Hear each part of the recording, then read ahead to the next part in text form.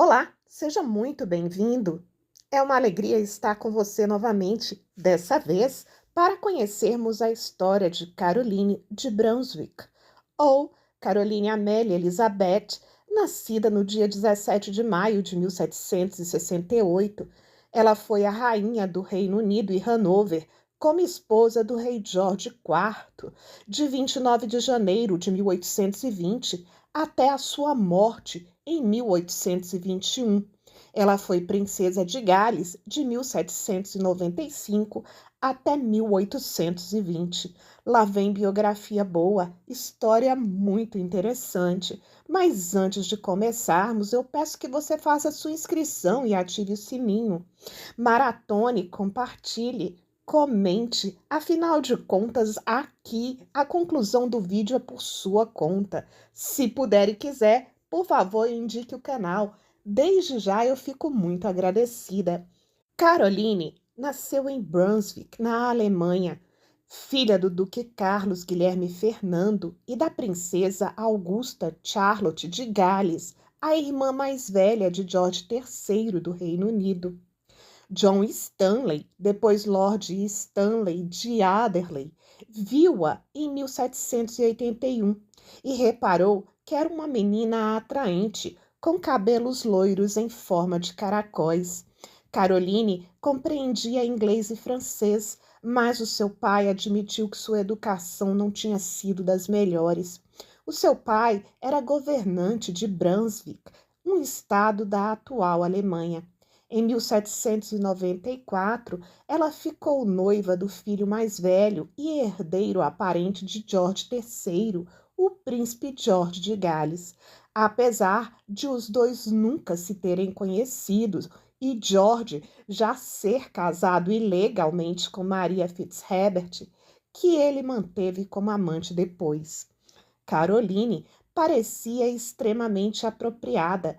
Era uma protestante de nascimento real e o casamento iria aliar Brunswick à Grã-Bretanha.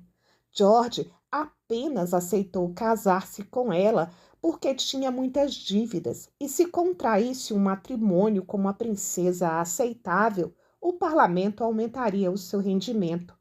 Ele era extravagante em seus gastos, principalmente com bebidas, jogos e mulheres, e a generosa quantia que recebia para cobrir suas despesas não eram suficientes para satisfazê-lo.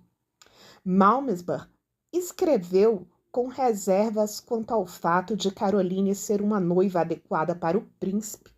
Ele disse: tinha pouco senso comum, decoro e tato, dizia o que pensava depressa demais, era indiscreta e muitas vezes não se lavava nem trocava as roupas sujas. Afirmava-se que tinha sido Lady Jersey, amante do príncipe, que tinha escolhido a noiva. Segundo Wellington, a amante do príncipe tinha escolhido uma mulher, abre aspas, de maneiras indelicadas, caráter indiferente e com uma aparência pouco convidativa, esperando que o nojo pela sua esposa assegurasse a constância do seu amante, fecha aspas. E aparentemente a estratégia deu muito certo. Quando ela foi apresentada ao noivo, foi ódio à primeira vista. Ele a achou tão desagradável que imediatamente após cumprimentá-la, ele se virou e saiu. Perplexa, ela exclamou: Meu Deus, o príncipe é sempre assim? Quando conheceu a sua futura esposa, George pediu um copo de brandy. Ficou evidentemente desiludido. De forma semelhante, Caroline disse a Malmesbury que o príncipe era muito gordo e não parecia minimamente bonito como nos retratos.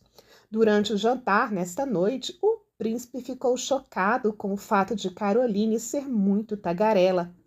Caroline e George casaram-se a 8 de abril de 1795 na Capela Real do Palácio de St. James, em Londres. O príncipe de Gales estava tão bêbado em seu casamento que os amigos dele tiveram que segurá-lo durante a cerimônia.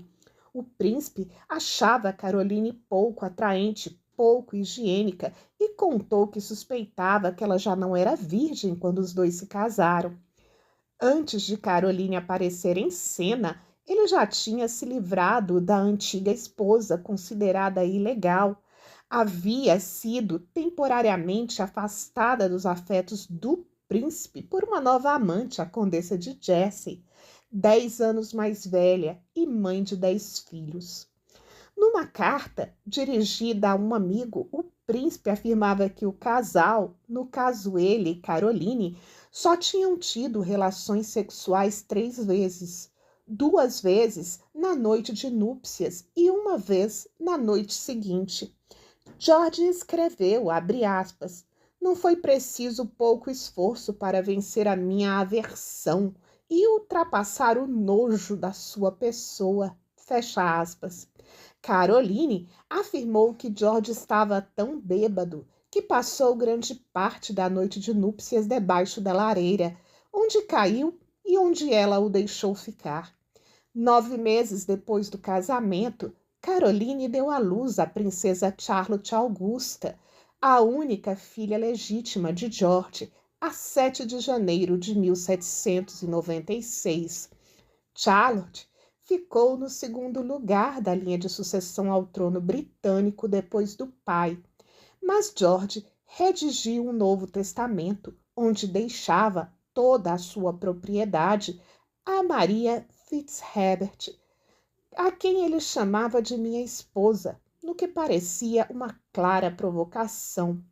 A imprensa criticava George por causa da sua extravagância e luxo e retratava Caroline como uma esposa injustiçada. Era aplaudida em público e foi elogiada pela sua familiaridade triunfal e natureza fácil e aberta. George ficava consternado com a popularidade dela e a sua própria falta de popularidade. Queria a separação. Rodeada por seres hostis que usavam sua fala e ações para ridicularizá-la, Caroline ficou aliviada ao aceitar uma separação não oficial. Mas isso não bastava. A repulsa que George sentia por ela crescia incompreensivelmente. Abre aspas. Prefiro ver sapos e cobras rastejando na minha comida do que sentar na mesma mesa que ela. Em outra ocasião, ele descreveu a desgraça mais vil com a qual este mundo já foi amaldiçoado. Fecha aspas. Os termos de separação foram acertados numa troca de cartas em abril de 1896, onde George escreveu: o resto das nossas vidas transcorrerá numa tranquilidade ininterrupta. A princesa de Gales mudou-se e criou uma corte alternativa, frequentada por personagens interessantes. Caroline adotou 8 ou 9 crianças pobres que tinham sido abandonadas por pessoas do distrito. Mas aquela tranquilidade ininterrupta que George prometera não aconteceu. Começaram a circular rumores sobre o alegado comportamento imoral e imodesto da princesa, e dizia-se que Caroline tinha dado à luz a um filho ilegítimo, o que viria a confirmar o adultério, crime punível com a morte. Uma forma nada sutil de George tentar livrar-se dela.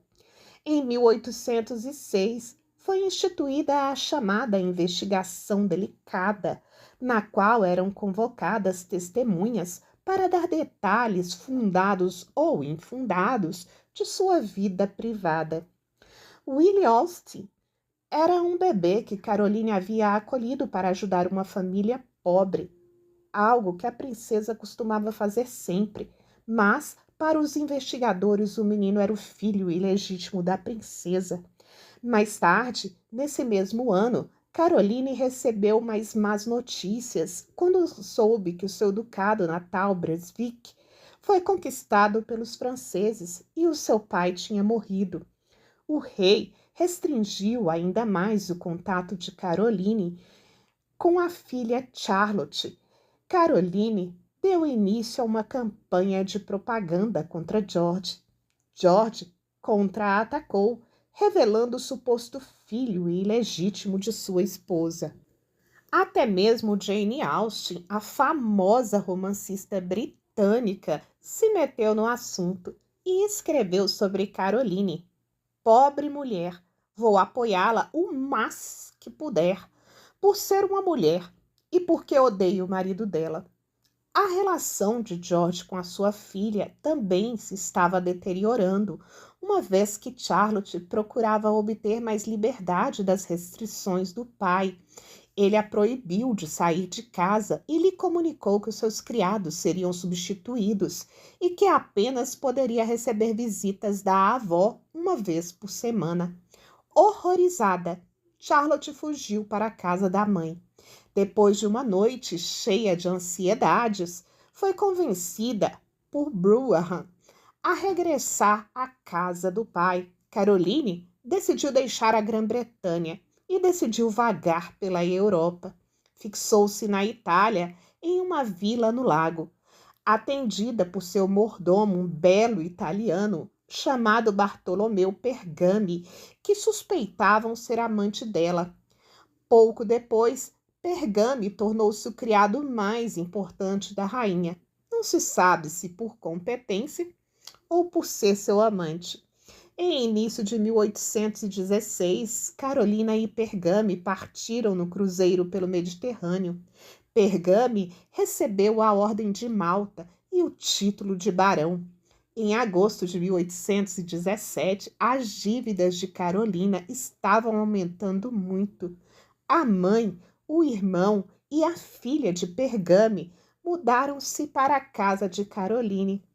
A esposa dele ficou para trás. No ano anterior, a filha de Caroline, a princesa Charlotte, tinha se casado com o príncipe Leopoldo de Saxe-Coburgo-Saalfeld e o futuro da monarquia britânica parecia brilhante. No entanto, aconteceu uma tragédia. Em novembro de 1817, Charlotte morreu ao dar à luz o seu único filho, um bebê que nasceu morto. George recusou-se a escrever uma carta a Caroline para informar do que tinha acontecido, deixando esta tarefa para o seu genro Leopoldo. No entanto, Leopoldo estava a sofrer profundamente por causa da morte da esposa e do filho e adiou a carta. George chegou a escrever ao Papa sobre a tragédia e, por coincidência, o carteiro que levava a carta passou por Pesaro, onde estava Caroline, e foi assim que ela soube da notícia. Ela tinha perdido sua única filha e a oportunidade de voltar a ganhar uma posição importante caso a filha chegasse ao trono.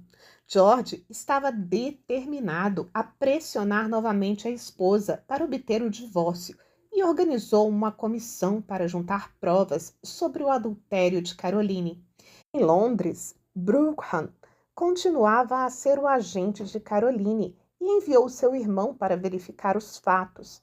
Seu informante irmão escreveu sobre Caroline e Pergami. Perante todas as aparências, são marido e mulher. Nunca houve nada tão óbvio. E, finalmente, ela aceitou o divórcio em troca de um acordo financeiro. Contudo, nessa altura, o divórcio por consentimento mútuo era ilegal na Inglaterra. Apenas era possível obter o divórcio se um dos parceiros admitisse ou fosse considerado culpado de adultério. A 29 de janeiro de 1820, o rei George III morreu. O marido de Caroline tornou-se o rei. E, pelo menos nominalmente, ela tornara-se rainha do Reino Unido. De forma alguma, ele queria dividir a glória com a sua esposa. Seus esforços para excluí-la da monarquia ganharam mais ímpeto. Em fevereiro, ele a excluiu da liturgia, ordenando aos clérigos do reino que não a mencionassem nas orações dominicais da família real. Aquele desrespeito à rainha incomodou o público. Numa tentativa de estabelecer os seus direitos, Caroline fez planos para regressar à Inglaterra. O rei exigiu que os ministros se livrassem dela. O governo começou a negociar com Caroline e ofereceu-lhe um aumento nos seus rendimentos anuais se a rainha permanecesse no estrangeiro. Mas ela rejeitou e retornou para a Inglaterra para desgosto do marido. Quando chegou a 5 de junho, rebentaram motins para apoiá-la.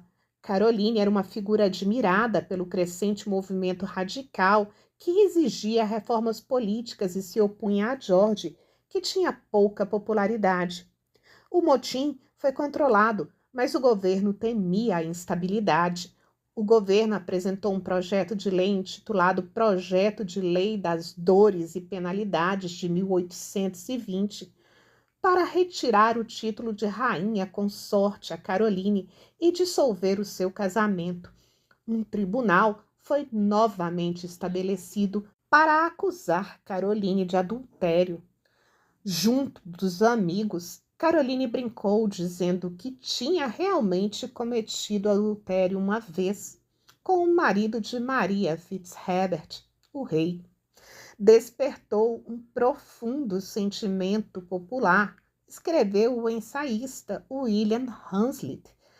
Apesar de o rei fazer o melhor que podia para prejudicar Caroline, ela continuou a ter grande popularidade entre as massas e não desistiu dos planos para estar presente na cerimônia da coroação como rainha.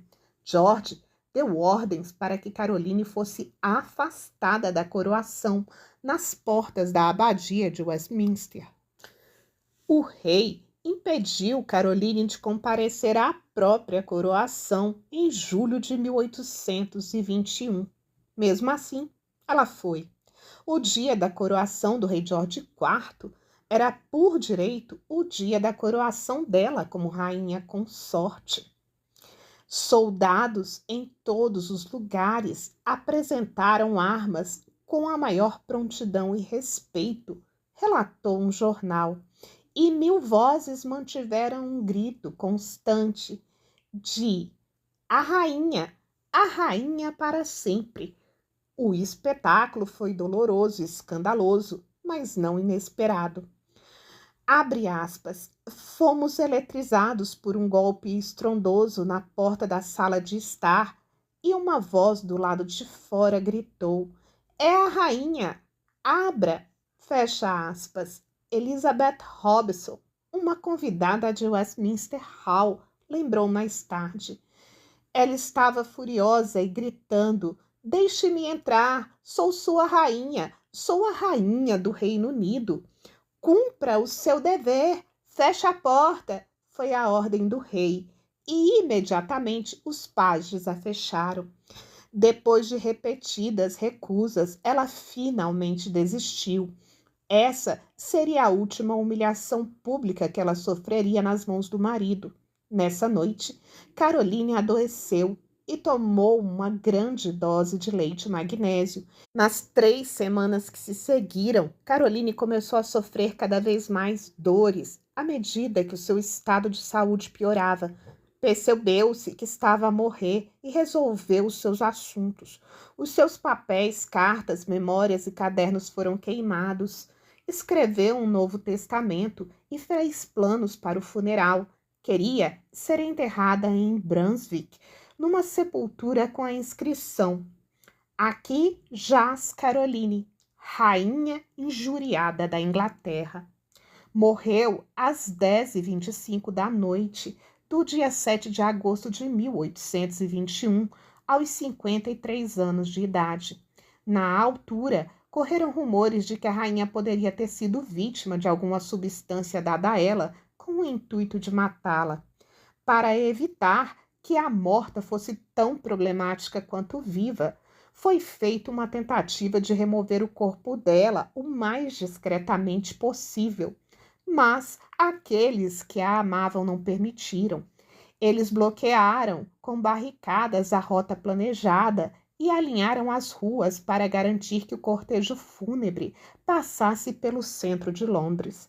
No entanto, eles não conseguiram realizar o último desejo dela, que sua lápide dissesse: aqui jaz Caroline de Brunswick, a rainha ferida do Reino Unido. Caroline foi enterrada na Catedral de Brunswick no dia 25. Olha só que história! Aonde foi se meter Caroline, a rainha mal-amada? Me conte nos comentários a sua opinião e a sua conclusão sobre esse vídeo. Te aguardo por lá. Obrigada por nos assistir.